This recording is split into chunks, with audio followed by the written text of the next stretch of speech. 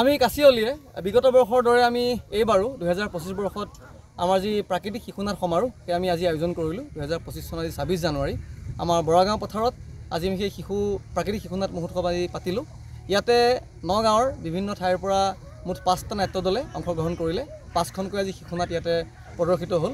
প্ৰায় 70জন শিশু শিল্পীয়ে ইয়াতে অভিনয় কৰিলে।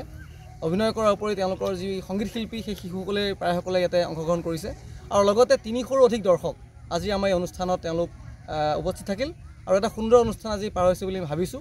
আৰু এই সুযোগতে আমাক যিসকলে সহায় সাৰথি কৰিলে সমূহ নাট্য দল দৰ্শক তথা সমগ্ৰ অঞ্চলবাসী সকলোকে আমি আমাৰ কাছিলিৰ তৰফৰ পৰা আমি শ্ৰদ্ধা জ্ঞাপন কৰিছোঁ।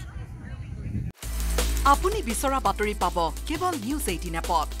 নিউজ 18 এপ ডাউনলোড কৰিবলৈ স্কেন কৰক এই QR কোড। গুগল প্লে ষ্টৰতো পাব এই নিউজ 18 এপ।